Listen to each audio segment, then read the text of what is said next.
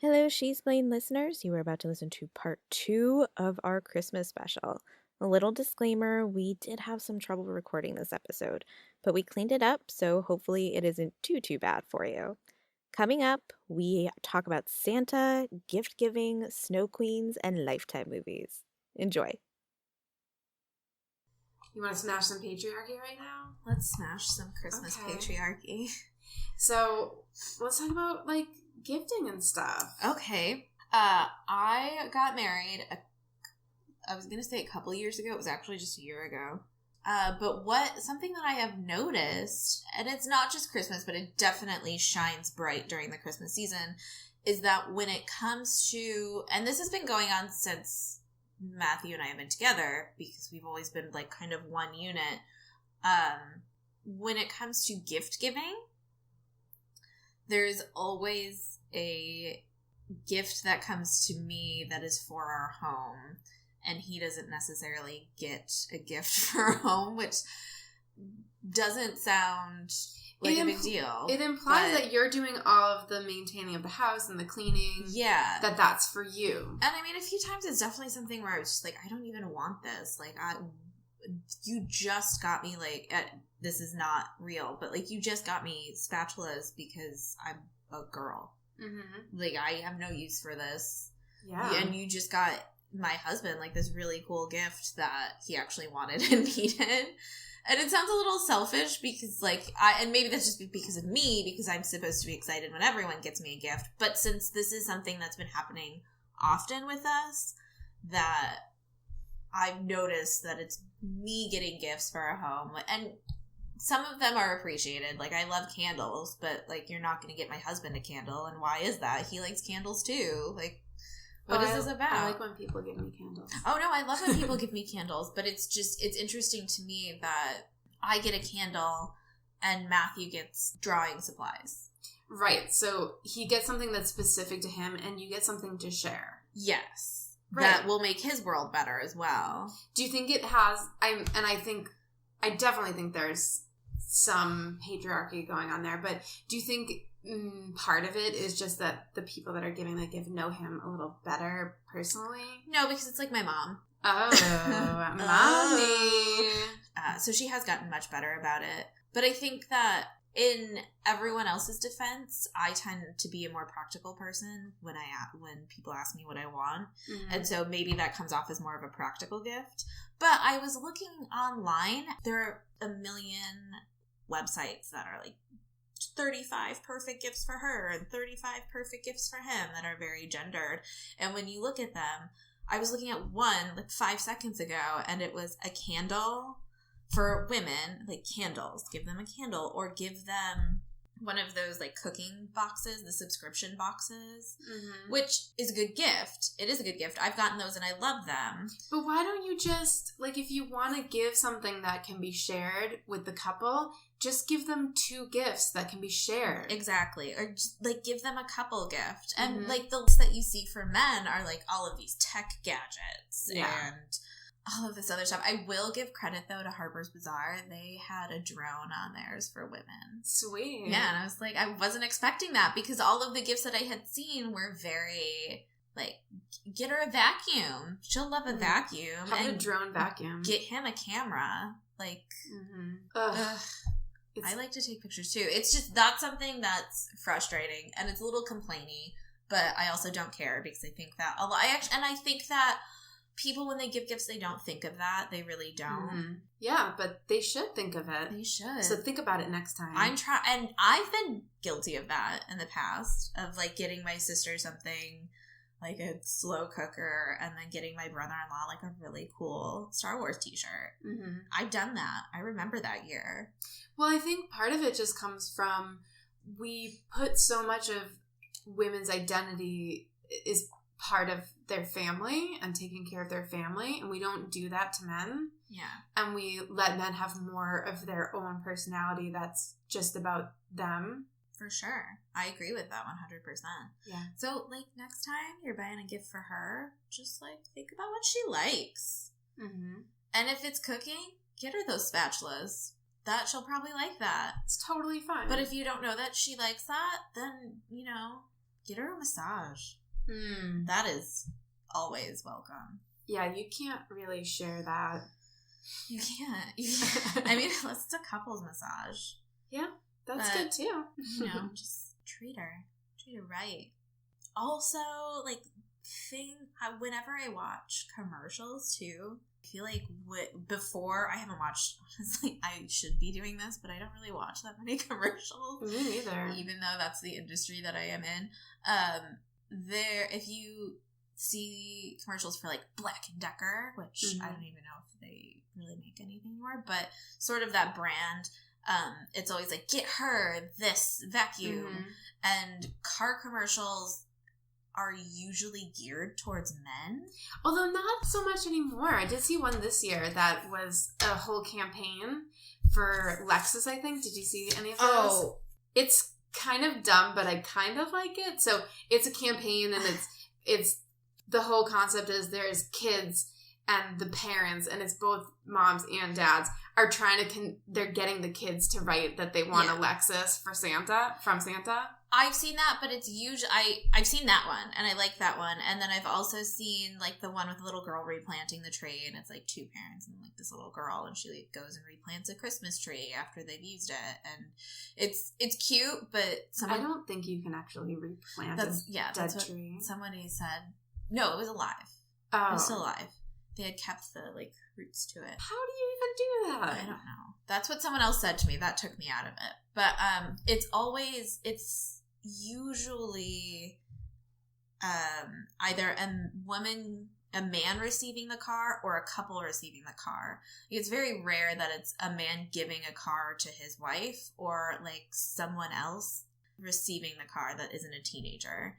And that always really bothered me because like, or even like just a woman like buying a car at Christmas. Why are people giving cars as gifts? Like, I didn't think that happened, but a couple years ago, a friend of mine, and that's just kind of like the class that we grew up in, you didn't get a car for Christmas, but a friend of mine got like a brand new car for Christmas from his parents, and he's older than me, and I was just like, boy. Recently? Yeah. Okay. Well, not recently, like not within like the past couple of years, but this was a few years ago. I mean, within the last 5 years. That's kind of weird. Like, you're too old for that. Like, maybe when you get your license, I guess, if your parents can afford that. But I do think, as far as husbands or wives giving cars is a little weird. I think that's weird because that's such a big financial decision, and that means that one person is making that financial decision on their own, and the other person has to just be like, they're like forced to be excited about it. Maybe that's not the car they wanted. Yeah, I mean, I think that any car that I got, I would probably be super happy about, but I don't. What if someone got you? If Matthew was like, I got your Christmas gift, and it was a brand new car, I'd be like, ooh. I mean, I'm happy, but did you pay for it? Like, how did you get this car? Right. There are just a lot of things that go into that decision. I think it's a weird decision to make on your own as a gift. It's a little much. Like, I just think everybody that's married, they should be on the same page about things. That's such a big thing to hide from someone. Yeah. So don't buy your spouse a car. I mean, unless the cost of a car is like pennies to you, in which case, go for it, I guess. Or use it to do something nice for someone that actually needs something. Like a car. A lot of people need them. That's true. We were talking about women advertising with household products and women and stuff. I had this ad up that was for toasters from the 60s, and it has, I'll just describe it to you. It has a man, and he's holding a toaster up, and there's a Christmas tree behind him, and in the foreground is a woman, and she's winking and smiling, and the copy is ways to please a lady. Make her toast. I think the idea is that you should get her a toaster. Oh. Because it's the perfect gift. I thought it was make her toast, because if you give me food, I'm happy. That actually would work. And then even more recent, there's this ad for Absolute, the vodka. And it's, all you see is this woman's legs, and then she's holding a pile of presents that's so big in the shape of an Absolute bottle that you can't see her body. And I was just like, what did you get from that? I don't know. But, like, first of all, what does it have to do with alcohol? Second of all, you're reducing a woman to her legs. Third of all, what? I don't even know what that says. Like, I think if I saw that, my first thought would be, ugh, I hate Absolute Vodka. And now I hate them even more. So we were talking about Mrs. Claus in that ad campaign, and that just kind of brings us back to Santa Claus and that whole thing. That whole mess of Santa. AKA Sinterklaas, the Dutch Saint Nicholas known for giving gifts. Possibly also came from the Bishop of Myra, patron saint of children. It's not totally clear where he comes from. What is clear is he has nothing to do with the birth of baby Jesus. Nope. And yet, he's such an integral part of Christmas for a lot of people here in the U.S. How do you feel about Santa? The dude that watches you to see how you behave during the year, sneaks into your home. I don't like it. I don't like any part of it.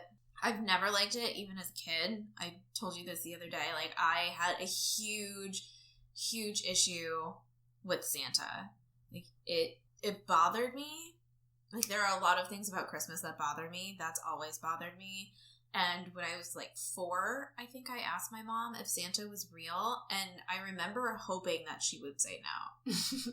Like, I mean, I probably don't. I probably put that on myself, but the feeling of and it wasn't even being watched, but because I probably didn't care about being watched, it was coming into my house and having access to my house without anyone really caring. It's creepy. And, like, nobody's doing a background check on Santa. No. Everyone just trusts Santa. Why do we trust him? How do you know he's trustworthy? We don't. I don't like Santa. I don't like the idea of putting that surveillance state on children. Like, Elf on a Shelf is stupid. They're cute. Yeah. They're cute. Well, it's like you're not teaching your kids how to be good in the right way, I think. If they're only good because they're being watched, are they really learning what's right and wrong? Right. And if they're only doing something for the incentive of getting gifts, it's basically like training a dog. Like, we're not training dogs here. No, we're trying to raise good human people. Dogs are great, though. I love dogs. I have one. It's cute. No, I don't like Santa. I don't like the idea of Santa. That's one tradition that I definitely have a lot of conflict with a lot of people about, because he's in the center of it. Yeah, and I think one thing that really bothers me now that I'm an adult and I can think about things critically is the fact that there's this mythical character that's a stranger that gets all the credit for all of the planning and the shopping and the wrapping that is primarily done by mothers in the real world. Like, they're really doing all of these things, and they get no credit for it. Yeah.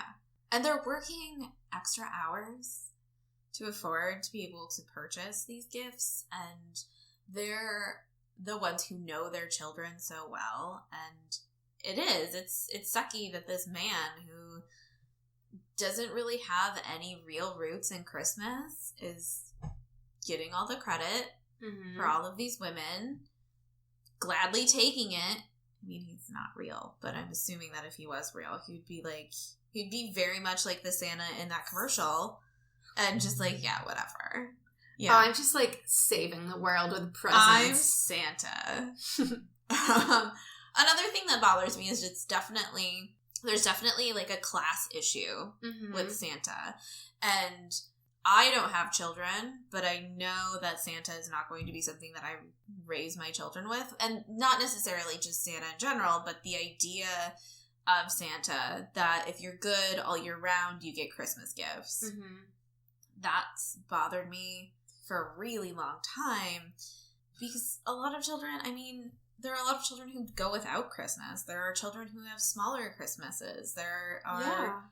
And you're teaching them that, first of all, you're teaching a couple things. That morality is attached to getting gifts, which is not really a good thing to be teaching kids. Like, oh, you have to be good to get presents. It's not about giving because you love someone or you care. And then you're also, what are you saying to the kids that maybe they don't get any presents, or they get one, and they see kids that get a ton of presents, and what are you telling them about themselves? That they're bad.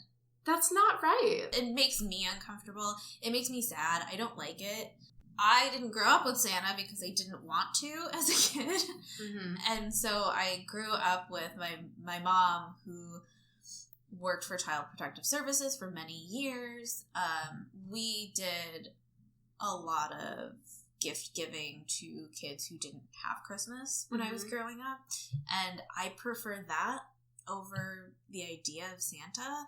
I prefer having my kid understand their circumstance and the circumstance of other people. Yeah. And wanting to do good, wanting to be good, because it's just a nice thing. It's a lot more in the spirit of what Christmas actually is, right? Right. Sorry to talk over you. Yeah. But and then I've had discussions with other people where it's like, oh my God, no. When you have children, these children have to believe in Santa. It's magical. And that bothers me too, because there's a time and place for children to have these magical things, and I just feel like Christmas isn't necessarily one of them with what Christmas is actually supposed to be about. I it's think weird. If it fit into what was actually Christmas, like if it fit in some way to what Christmas really is all about, I think I would be more accepting of it. But I think if I had kids, I wouldn't do it. I don't think I would do it. First of all, I like getting credit for things that I do. Oh, I love it. I want you to know where that came from. Yeah, exactly. That's kind of where, and I know nothing about the Bible and like a Christian's version of Christmas. Like, I know it's about Jesus and when he was born, and the wise men. And the wise men brought gifts.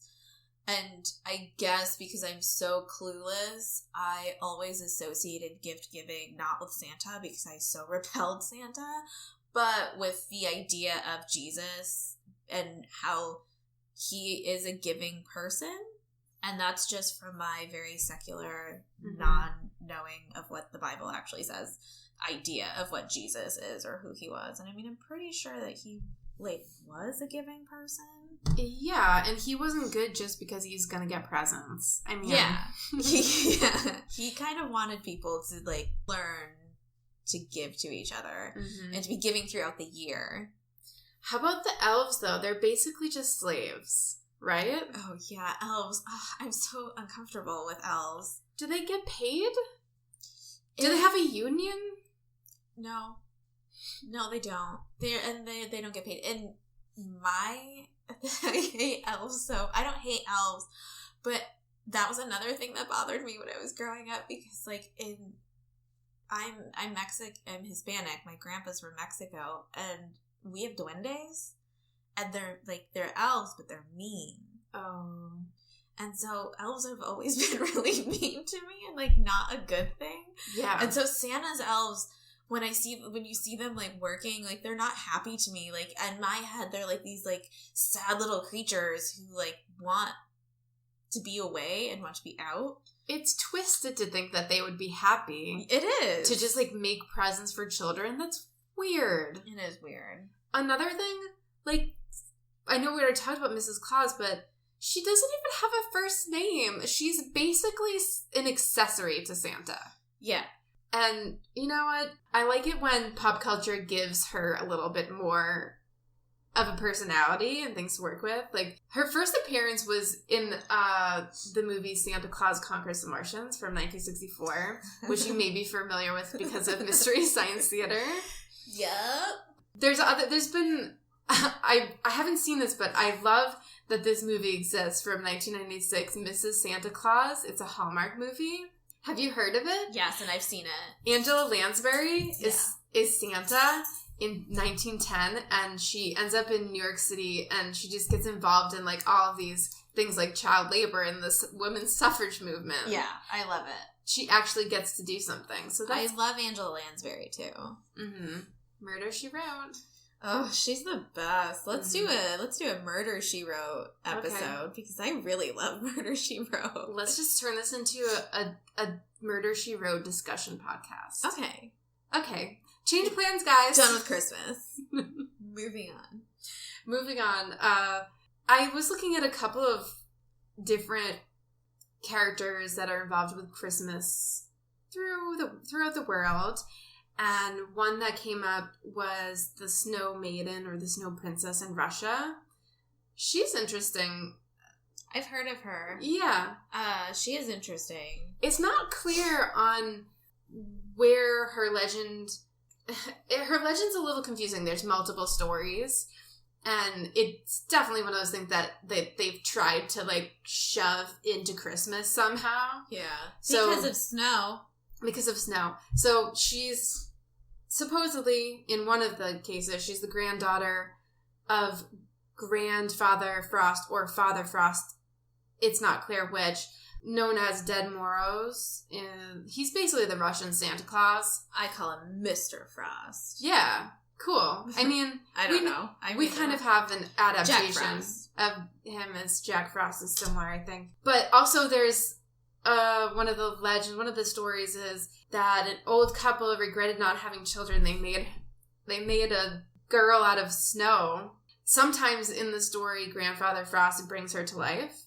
And basically in all of the stories, she melts and dies. So in one, she just like wants to be her own person. So she goes to hang out with friends and they're hanging out by a fire in the forest and they're jumping over the fire because that's fun or something.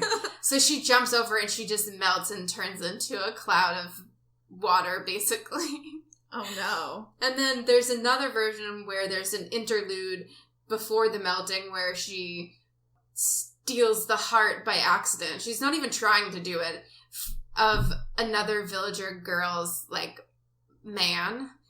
And so she gets punished for that. Of course she does. Mm-hmm. And then there's another different one where she's actually the daughter of Father Frost and Spring, who's another legend, I guess. And she gets really lonely living in the winter forest. So her mother gives her the ability to love. So she falls in love. And then her heart warms and she melts and dies. Oh, such is life. But in some versions, the whole dying thing is actually she just becomes human. Like her heart warms and she becomes human. And then she eventually will die because she's no longer immortal. I like that version. I can go with that. Yeah. But I watched this, there's an animated movie based on an opera written about her from 1952. And she dies like this very slow musical death. And it's like, honestly, everybody should watch it. It's ridiculous. She's just like singing about how she's melting. It's crazy. Of course, she's always gorgeous. Of course. She's gotta be pretty. Snow is so pretty. Mm-hmm.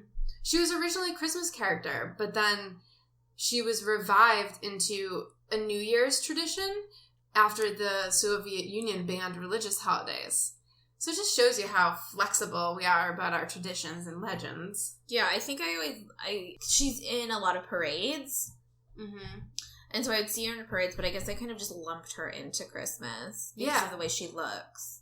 Yeah, and I wonder if, I think she's some way related to, like, the Ice Princess, like, Frozen sort of thing. Yeah, I'm sure she is. I'm sure they're all kind of from the same lineage. Yeah. I've only seen Frozen once.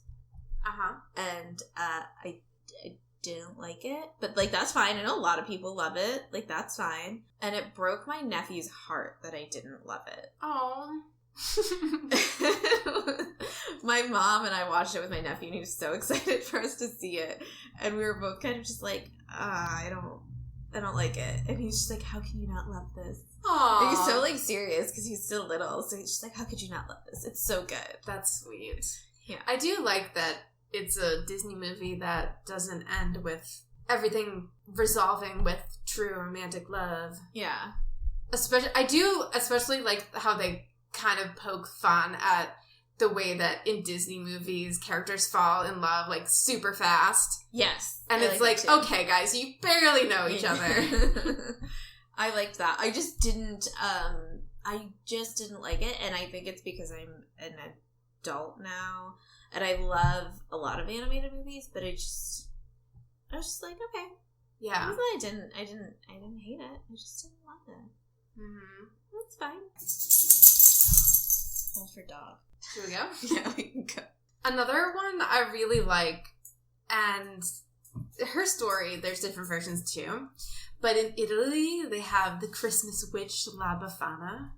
She's really neat. I like that she's a witch, but her story is she's an old woman or witch, and the Magi, which is the 3 wise men. I do like that she's actually attached to Christmas in a way that's more organic. Yeah. So the 3 wise men are traveling through her town. They stop by her house on the way because they're going to find baby Jesus. And they ask for directions, but she doesn't know, but she lets them stay the night because she's, like, got a nice house and everything. The next morning, they're like, hey, La Befana. I don't think they call her that because I don't think that's her name. Girl. But, hey, La Befana, you want to come with us? We're going to go hang out with baby Jesus. And she's like, ugh, I have too much housework. Sad face. Of course. And one story that I listened to, like a spoken word version of it, it sounds like she has OCD. Like she's obsessively sweeping and cleaning her house. And for some reason, she can't, like, live her life outside of cleaning her house. It's very bizarre. That's tragic. Mm-hmm. So then I guess she ends up regretting it. So she goes searching so that she can bring baby Jesus a gift. So now she flies around on a broomstick on Epiphany Eve, which is very witchy. And she leaves candy and presents in the children's shoes because, quote, the child Christ can be found in all children. Oh. And guess what? The shoes. I've heard of the shoe thing. Yeah. Yeah. And bad children get coal, garlic, and onions. Oh, what's that? But, like, I would like garlic. Oh, yeah, I'd be into that. I'd put it in a soup. Even as a kid, I think I would have been into, like, that. Yeah. And she doesn't like to be seen, so if you see her, she'll whack you with a broom. Okay. Which I guess is something that parents made up so that they would keep their kids in bed. She'll whack you with a broom. I'm into it. Mm-hmm. I like it. I'm going to start celebrating her. La Befana? La Befana. I think that'd be a cool thing to do with your kids because she's, I don't know, I kind of like her story. I like that it's actually attached to, like, the birth of baby Jesus. And, yeah. I like that. Mm-hmm. I like her little shoes. Yeah. I mean, like most Christmas and all sorts of traditions evolve in some ways from pagan holidays. They think she probably comes from the goddess Strenia, who presides over the New Year's gifts. Or she could also be related to the Russian legend Babushka. I just really like the word babushka. So that's why I wanted to tell you that. Yeah, I like that word too. Babushka. Off topic, sorry. Well, you're not allowed to talk about anything off topic because I've read that people don't like that. Okay, you know what? I listen to a lot of podcasts and I don't like it either. I don't. But sometimes when I'm listening to a podcast that's information based, and it's kind of like a discussion podcast like this, and they're talking so much about one subject, I will zone out a little bit. Mm-hmm. And then they'll start talking, they'll get off track, and I'll, like, come right back into it. Mm-hmm. So I don't think I try not to do it. I don't think it's awful all the time, but it's going to happen. That's what conversation does sometimes. Yeah. So, oh my God, can we please talk about our favorite Christmas TV movies? Yes, we can. I have a list of mine. Because this is something I tell people, and I think they don't take it seriously when I say this, but Christmas TV movies, like specifically TV movies, it's one of my favorite genres. Yeah. I genuinely love them. Oh yeah, I love them. Like, they're bad. They're so good, though. They're so good. But it's not the same kind of, like, it's so good, it's so bad, it's good, that, like, Mystery Science Theater has. Mm-hmm. It's very different. It's because there's so much spirit behind it, and it's all based around Christmas, mm-hmm. and there are reoccurring characters. I love it. It's very different. It's a different feeling, and it's very specific to television. And television movies, Hallmark, ABC Family, ABC back in the day. Ugh, ABC Families are the best ones. I mean, I know a lot of people like the Hallmark ones. My parents love Hallmark movies. Well, Hallmark, I like Hallmark, but Hallmark tends to be preachy and they're a little bit religious. more on the Jesus side. Yeah, they are. Lifetime, though. Lifetime has some real good ones. Mm-hmm. Real good ones. I've watched so many ABC Family, now Freeform, ones because they have so many on Netflix. They're so available on demand that I sometimes just like go one after another. You put one on and then it just automatically plays the next one and you just go all day. I love doing that. What's your favorite one? Okay. My favorite one. By the way, Melissa Joan Hart is in like every single one of them, and I love it. Yes. And so is Candace Cameron Bure? Yes. She's in a lot. She's more the Hallmark, religious. The Hallmark darling. Yes. They love her over there. Hers, though, I don't really respond very well to. And I think it's because they have such a strong, like, Jesus hold on them. Oh, yeah. And I just don't relate to it. Mm-hmm. If you like it, that's fine. But you and I watched one. Which one did we watch? A couple of years ago. Weren't the guys away for the weekend and we watched like 5 in one day? Yeah. I remember this. We literally just sat on the couch and didn't move. And we just we did the Netflix thing where we 7 hours after another, and it was perfect. And we knitted. Yeah. And I'm pretty sure we had hot chocolate. That was like the best day ever. It was so good. It was so good. But we watched one that day and it was 12 Wishes for Christmas. And wait, was this the dog one? This is the dog one, but it didn't make sense. But the thing that didn't make sense is that it didn't have dog in the title. No, dog, there was sheep. Okay. I don't know how she says her name. It could be Amber from Clueless? Yeah, Amber from Clueless. Something Donovan. It's Elisa. Eliza? But I would say Eliza, but that's not how I would spell Eliza. So I don't know how she pronounced it. She was in a few Christmas movies that are based around a dog. And one of them is like A Dog Saves Christmas or something like that I've never seen. But this one had a dog on the cover. Mm-hmm. And it was 12 Wishes for Christmas. And it has a dog in it. And you think that the dog is going to be the star of it. But then it doesn't really have anything to do with it. That's where she like volunteers like quite briefly at like an animal shelter. No. That one, it has dog in the title, which is why it's so weird because she basically spends the entire movie abandoning her dog. Does it? Because when I looked at it on IMDb, because that's the one with Noelle, and when I looked it up on IMDb, it was just 12 Wishes for Christmas. Maybe it has 2 names. They probably changed it because it didn't make any sense. But there's a dog on the cover. If you Google 12 Christmas Wishes for my dog... that was the name, 12. Yeah. But that's not what it was called on IMDb when I looked it up. That's so weird. Okay, then yeah, it was 12 Christmas Wishes for my dog. And all she does, the first like 6 wishes, not witches. Witches. The first like 6 wishes are like shoes. Wasted. She's like wants shoes. They're totally wasted. And Fred Willard's in it. Oh yeah. And I love him. And there's this one, and Noelle, this is what I liked about this movie, was that Noelle, it's not Santa, it's a totally different character. It's Noelle, and it's like this older woman who's giving her these wishes. Uh-huh. And I honestly don't even know what happened in the end. I just remember thinking that the title didn't make sense, and the entire story didn't make any sense. It didn't make any sense. I think it was supposed to be like the concept was supposed to be that she get 12 wishes. The thing is that she took one of the dogs from the place she volunteered at and was like at her home, and then her landlord was like, you can't have a dog. Yeah. And she was like, oh, and she basically hid it for a little while. And then 11 wishes later, she finally is like, oh, I wish I could keep this dog. Yeah.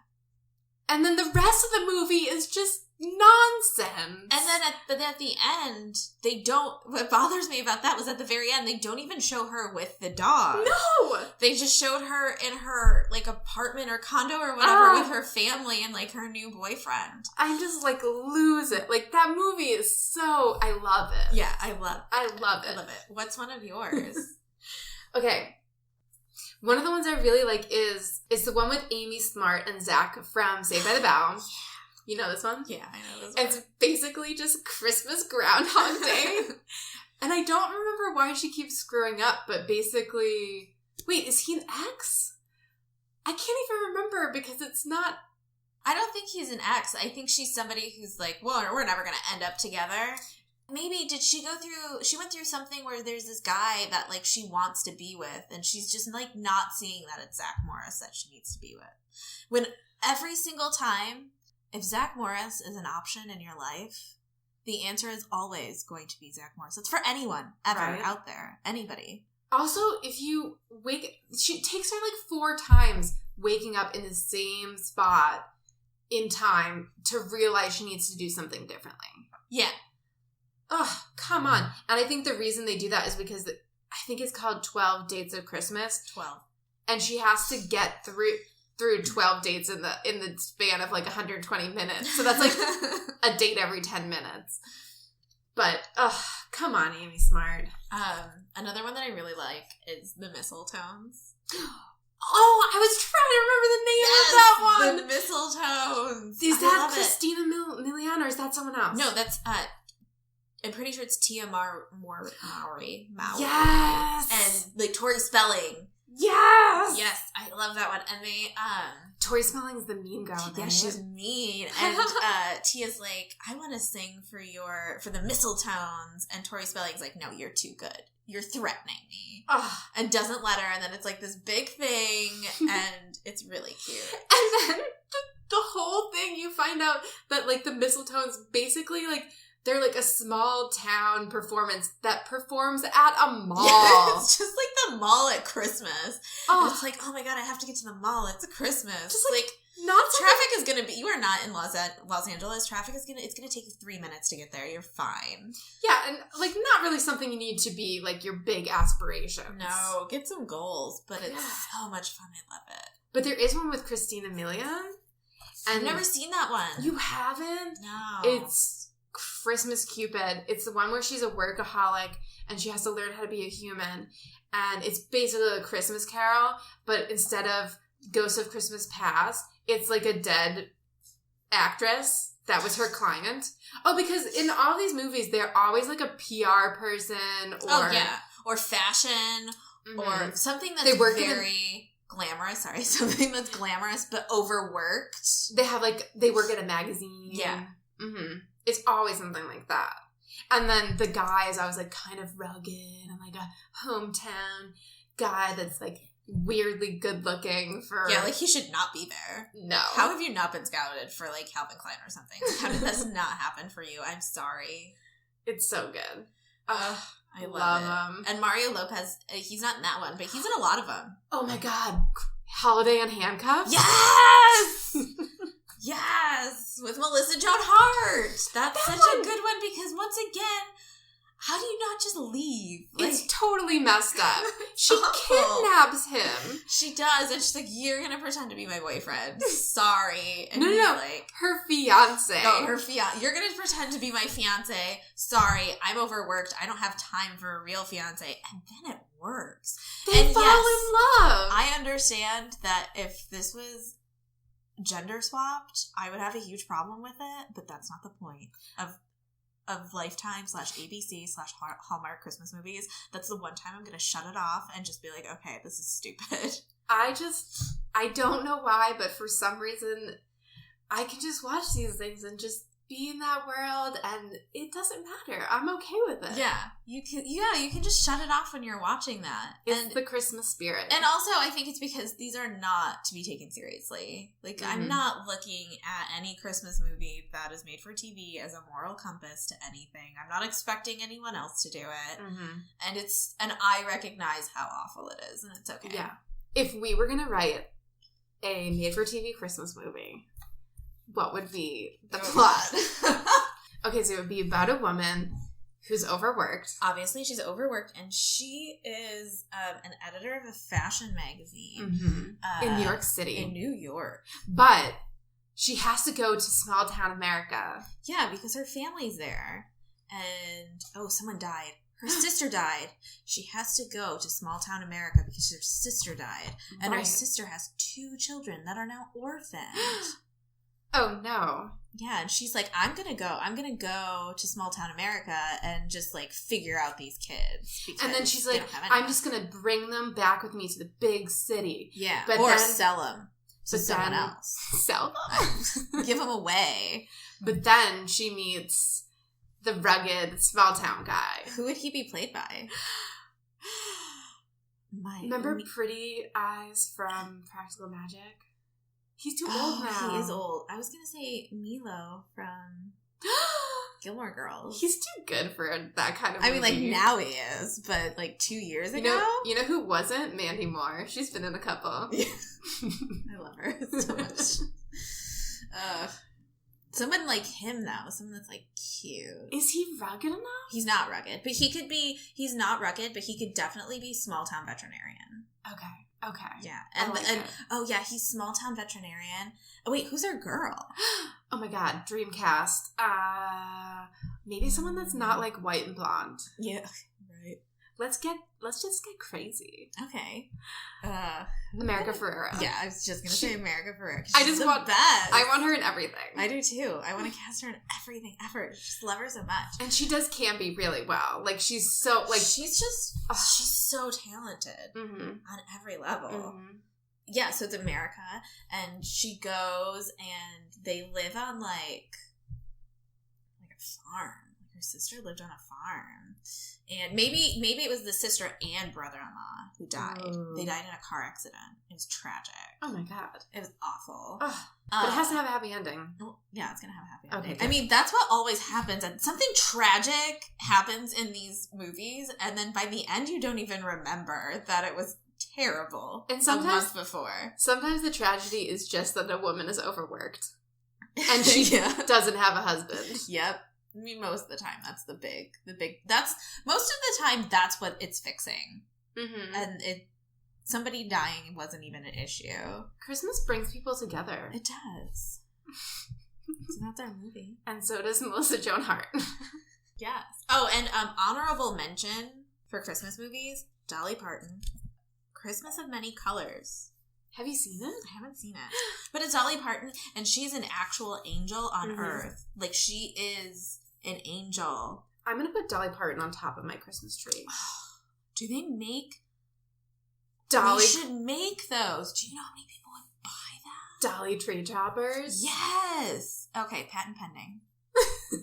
Not allowed to steal it. They're a little top heavy, if you get what I mean. They will be, though. I wish I could crochet better.